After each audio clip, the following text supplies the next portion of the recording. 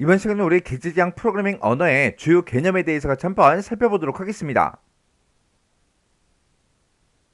네, 우리 첫 번째 보니까 이제 캡슐화하고 나왔어요. 여기 보게 되면 이제 캡슐이라는 말이 들어가 있는데, 이 캡슐화라는 거는 그냥 우리가 감기 걸렸을 때 먹는 그 캡슐로 된 그 알약이요. 그 알약 생각하시면 돼요. 그 캡슐 안에는 여러 가지 성분들이 들어있는 그런 약들이 막 조합이 돼서 그 캡슐 안에 집어 넣어 놨죠.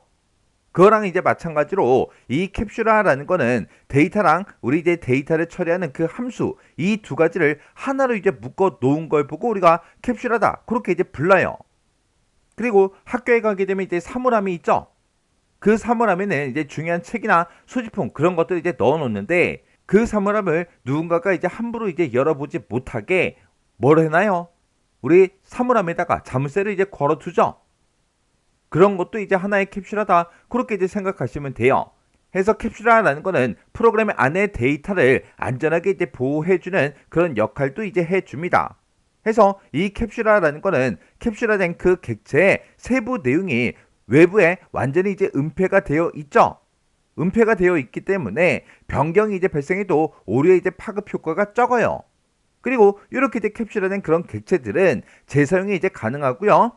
그리고 데이터랑 데이터를 이제 처리하는 그런 함수들을 이제 하나로 묶어놨기 때문에 우리 객체들 간의 인터페이스가 단순해져요.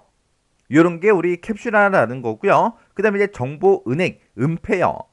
이 정보 은행, 은폐라는 거는 캡슐화에서 가장 중요한 그런 개념인데, 얘는 다른 객체에게 자신의 정보를 숨기고 그리고 이제 연산만을 통해서 접근할 수 있도록 그렇게 이제 허용하는 걸 보고 우리가 정보 은닉, 은폐 그렇게 이제 부르는 거예요. 예를 들어서 하나의 이제 클래스를 이제 사용하는데, 만약에 어떤 특정 클래스가 있는데 그 속성이 외부에 전부 다 노출되어 있다고 생각해 보세요. 그러면 그걸 이제 사용하는 그 사용자는 그 클래스에 대해서 충분하게 이해를 못하고 있는 그 상태에서는 속성을 올바르게 이제 조작하기 어려워요. 그리고 그걸 전부 다 이제 이해한다는 것 그 자체가 부담이 될 수가 있겠죠. 예를 들어서 우리 이제 엑셀을 보게 되면 이제 썸이다, 에버리지다 그런 이제 함수들이 있죠. 내가 썸이라는 함수를 쓰고 어떤 것들을 이제 선택해야 되는지 그 방법만 알고 있으면 우리가 그 썸이라는 그 함수를 이제 이용할 수 있다고요. 그 썸이라는 함수가 실제로 어떻게 계산이 돼서 합을 이제 구해주는지 그 내용은 우리가 이제 몰라도 되잖아요.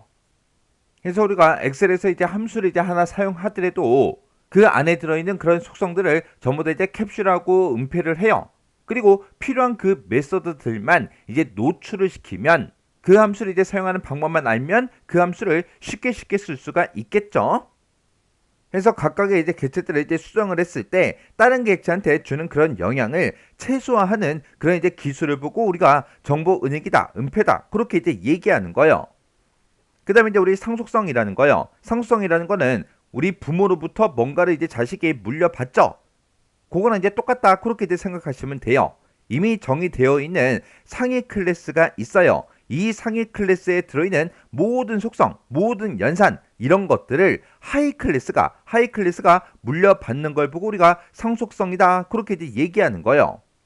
이렇게 이제 상속성을 우리가 이용하게 되면 하위 클래스에서는 상위 클래스의 모든 속성과 모든 연산을 전부 다 이제 물려받았기 때문에 상위 클래스에 들어있는 모든 속성과 연산을 하위 클래스에서 자신의 이제 클래스 내에서 다시 정의를 하지 않고도 즉시 자신의 속성으로 이제 사용할 수가 있어요. 이런 걸 보고 우리가 이제 상속성이다 그렇게 이제 얘기하는 거예요. 만약에 아버지가 차를 타고 다니시다가 그걸 이제 나한테 물려줬어요. 그러면 내가 새로운 차를 이제 구입하지 않고도 아버지가 타고 다니던 그 차를 내가 이제 바로바로 타고 다닐 수가 있죠. 그런 게 우리 이제 상속성이라는 거예요. 그 다음에 이제 우리 추상화라는 거예요. 추상화라는 거는 불필요한 부분을 전부 다 이제 생략을 하고요. 객체 이제 속성 중에서 가장 중요한 거 거기에만 이제 중점을 두고 계략화시키는 걸 보고 우리가 추상화다 그렇게 이제 부르는데, 소프트웨어 이제 설계에서 사용되는 가장 대표적인 그런 추상화 기법에 보게 되면 제어 추상화라는 것도 있고요, 기능 추상화라는 것도 있고, 우리 이제 자료 추상화라는 것도 있고, 이렇게 이제 세 가지가 있습니다.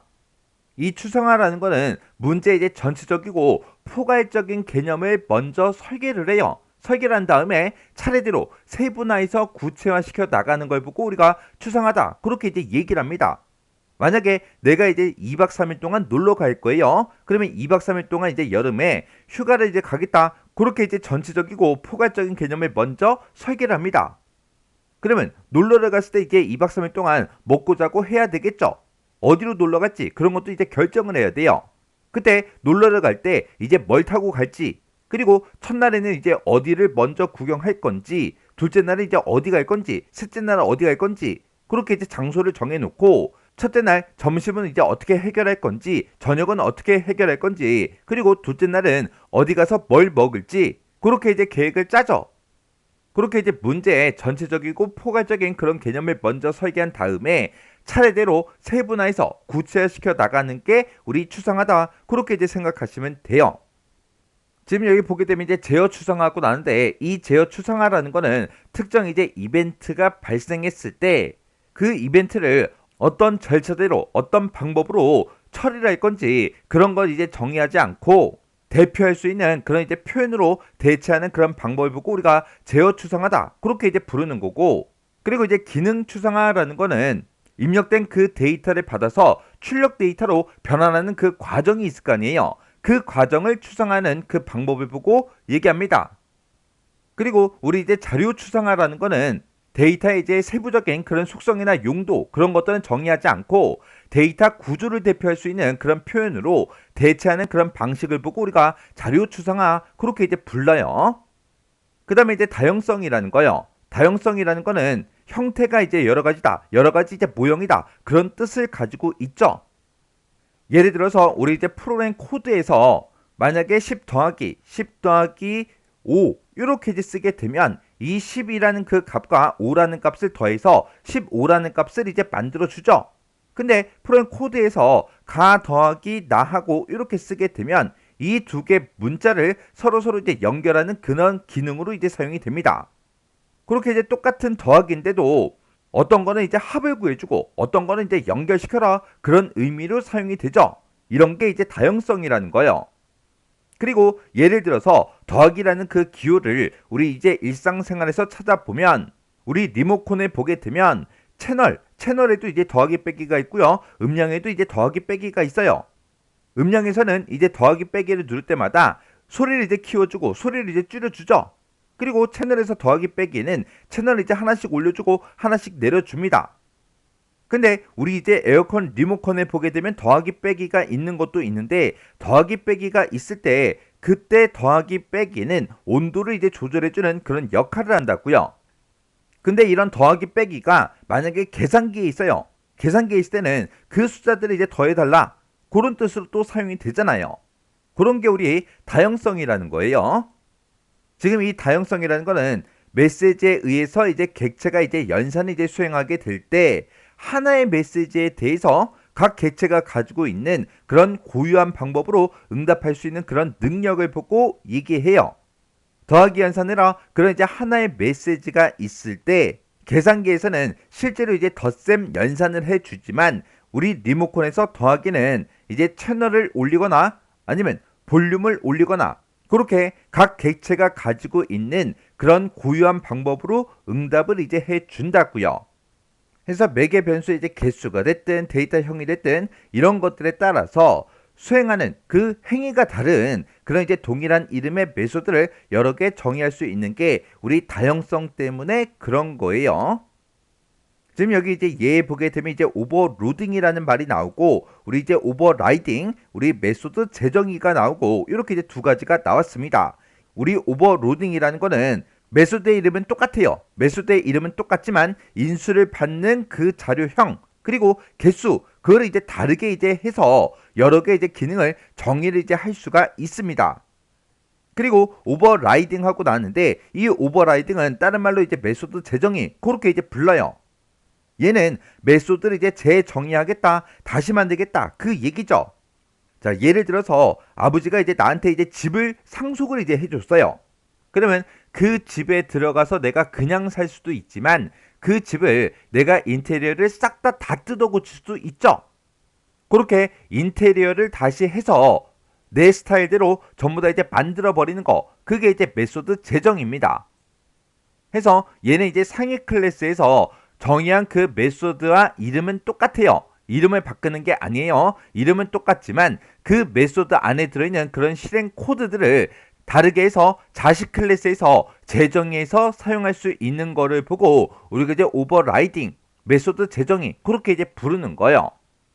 해서 아버지가 나한테 이제 상속해 준 그 집을 인테리어를 한다고 해서 주소가 이제 바뀌진 않죠. 메소드의 이름은 똑같아요. 메소드의 이름은 똑같지만 인테리어를 해서 완전히 다 뜯어 고쳤다고요. 그렇게 상속받은 그 집을 내가 재정의해서 그렇게 이제 사용할 수 있는 그 기능을 보고 우리가 이제 오버라이딩 메소드 재정의 그렇게 이제 부르는 거예요. 그래서 우리 객체지향 프로그램의 언어에 보게 되면 이렇게 이제 다양성이다, 추상하다, 그리고 우리 캡슐화, 그리고 정보 은닉, 상속하고 이렇게 이제 여러 가지 용어가 나오는데 이 용어들이 뭐가 뭔지는 정확하게 구분할 수 있도록 여러분들이 정리를 하고 지나가셔야 돼요.